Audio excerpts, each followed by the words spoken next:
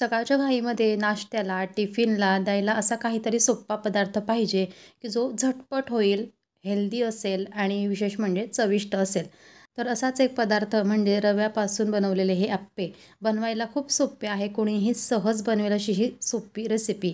तर मंडळी संपूर्ण रेसिपी बघा. रेसिपी आवडली तर लाईक करा आणि अशा छान-छान भरपूर ब्रेकफास्ट रेसिपी बघण्यासाठी आर कुकिंग मराठी चॅनलला सबस्क्राईब करायला विसरू नका. तर रवा अप्पे बनवण्यासाठी इथं आपण घेऊया रवा. तर रवा एका वाटीच्या मापाने किंवा कपाच्या मापाने तुम्ही घेऊ शकता. आणि हा रवा मी बारीक वापरत आहे. या ठिकाणी तुम्ही जाड रवा वापरलात तरी चालेल किंवा इडलीचा जो रवा असतो तो देखील वापरला तरी चालेल. आता याच कपाच्या मापाने आपण घेऊया अर्धा कप दही. तर मंडळी इथं तुम्ही दही वापरा किंवा ताक वापरा. पण जे पण वापरत असाल ते थोडं आंबट असावं, म्हणजे आप्यांची चव खूप छान येते. कारण आपण हे आंबवलेलं नाही, झटपट बनवत आहोत, तर त्यासाठी थोडं आंबटच तुम्ही दही किंवा ताक वापरावं. आता थोडं-थोडं पाणी घालत आपण हे व्यवस्थित मिक्स करून घेऊ. तर सुरुवातीला मी इथं अर्धा कप पाणी वापरलेलं आहे. आता हे तिघही जिन्नस व्यवस्थित आपण मिक्स करून याला थोडं रेस्ट करायला ठेवूया, म्हणजे यातील रवा छान फुलेल आणि अप्पे देखील आपले छान गोल-मटोल बनतील. तर आता मी झाकण ठेवलं आहे आणि जसे 20 ते 25 मिनटं होतात तेव्हा आपण चेक करू. तर तेवढ्या वेळामध्ये आपण चटपटीत एक चटणी बघूया. तर मिक्सर जारमध्ये एक लाल टोमॅटो असा जाडसर मी कापून घेतलेला आहे. 2 चमचे भाजलेले फुटाणे इथे घेतले.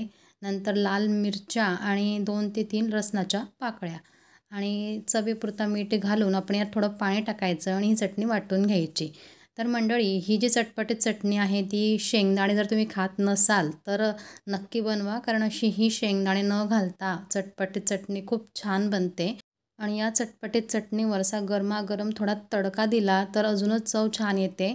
तर इथं गरम तेलामध्ये मोहरी, कढीपत्ता, मिरची आणि पाव चमचा हिंग घालून आपण मस्त हा चटपटीत गरमागरम तडका यावर द्यायचा. म्हणजे ही जी चटणी आहे ना ती अजूनच चविष्ट लागते. आणि आप्पे, इडली, डोसे किंवा जे पण असे इन्स्टंट पदार्थ आपण बनवतो तेव्हा अशी इन्स्टंट चटणी नक्की तुम्ही ट्राय करा. तर चटणी आपली तयार झालेली आहे. आता ही व्यवस्थित आपण तडका यावर मिक्स करून घेऊ आणि चटणी थोडी साईडला ठेवू. तोपर्यंत आपल्या इकडे 25 मिनटं झालेले आहे आणि जे मिश्रण आहे ते छानपैकी घट्ट झालेलं आहे, कारण यातील जो रवा आहे तो छान फुललेला आहे. आता हे मिश्रण तयार आहे. यामध्ये आपण काही भाज्या घालूया. तर 2 असे गाजर मी किसून घेतले. एक मध्यम आकाराचा कांदा बारीक चिरलेला आहे. सोबतच एक मोठा टोमॅटो आपल्याला टाकायचा आहे. पिकलेला लाल टोमॅटो वापरा. आणि नंतर हिरव्या मिरच्या तुमच्या आवडीनुसार, तुम्ही जसं तिखट खात असाल त्यानुसार मिरच्या टाका, पण अगदी बारीक चिरा. आणि नंतर हिरवीगार कोथिंबीर घालायची. तुमच्याकडे शिमला मिरच असेल तर ती टाकू शकता, वाटाणे टाकू शकतात. आता चवीपुरता मीठ घालून आपण हे सगळे जिन्नस व्यवस्थित मिक्स करायचे. तर मंडळी या आप्प्यांमध्ये मसाले घालू नका, कारण नॅचरल जी चव आहे ती दबायला नको आणि असे आप्पे बनवताना मसाल्यांची काही एक आवश्यकता पडत नाही. म्हणून इथं एवढेच जिन्नस आपण घातलेले आहे आणि पाणी टाकलेलं नाही, कारण भाज्यांना पाणी सुटतं. तर आपण मसाले तर वापरत नाही, पण यामध्ये जर तडका दिला तर चव छान येईल. म्हणून एका तडका पॅनमध्ये तेल गरम करून घेतलेलं आहे. यामध्ये अर्धा चमचा मोहरी आणि बारीक चिरलेला कढीपत्ता मी घालत आहे आणि हे आता आपण फक्त या मिश्रणावर टाकूया. आणि यासोबतच आपल्याला घालायचं आहे इनो. तर इनोचा अर्धा पाऊच मी वापरत आहे. आता फक्त आपण इनोला ॲक्टिवेट करण्यापुरतं पाणी घालूया. म्हणजे मिश्रण जे आहे ते आपल्याला घट्टच ठेवायचं आहे, हे आधी लक्षात ठेवतच पाणी यात घालत चलायचं. तर व्यवस्थित मिक्स करून घ्या.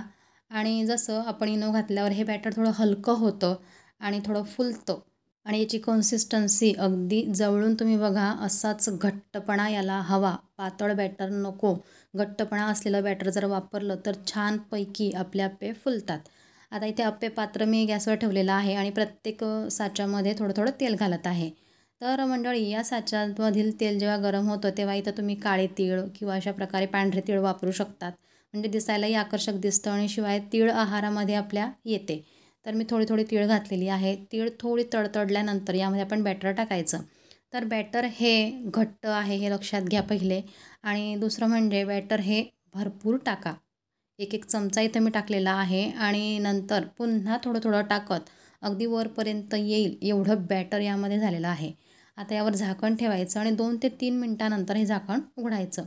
तर छानपैकी आपलं बॅटर फुललेलं आहे मस्त. आता यावर थोडं तेल टाकायचं, म्हणजे वरची बाजू कोरडी झालेली असते त्यावर तेल जर टाकलं तर छान लुसलुशीत आपले अप्पे होतात. तर थोडं थोडं तेल घालत चला आणि इथं सुरुवातीपासून शेवटपर्यंत गॅसचा फ्लेम कमीच ठेवायचा आहे. तर सगळ्या अप्प्यांना आपण तेल लावून होतो तोपर्यंत अप्प्याची वरची लेअर कोरडी झालेली असते. तेव्हा प्रत्येक अप्पे आपल्याला पलटून घ्यायचे आहे, म्हणजे खालच्या बाजूने देखील त्याला गोलाकार यायला पाहिजे, शिवाय खालची बाजू देखील अशी कुरकुरीत व्हायला पाहिजे. यासाठी प्रत्येक अप्पा आपण व्यवस्थित पलटवून घ्यायचा आणि संपूर्ण अप्पे पलटल्यानंतर याला पुन्हा 2 ते 3 मिनटासाठी आपल्याला झाकण ठेवायचं आहे, म्हणजे कुरकुरीतपणा आणून घ्यायचा आहे. जसं आपण रेग्युलर अप्पे बनवतो बस तीच पद्धत आहे. इथं आगळं वेगळं काही एक आपण केलेलं नाही.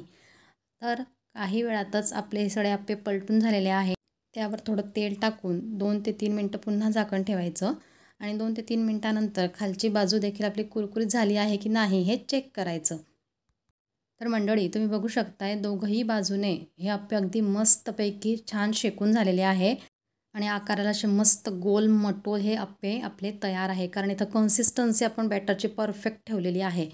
तर अशा स्टेप बाय स्टेप अगदी अचूक पद्धतीने हे रवा अप्पे बनतात. बनवायला सोपे, सहज तर आहेत, खायला खूप चविष्ट आणि मुलांना टिफिनला द्या, घरी ब्रेकफास्टला बनवा. खूप सोपी आणि झटपट होणारी ही रेसिपी आहे.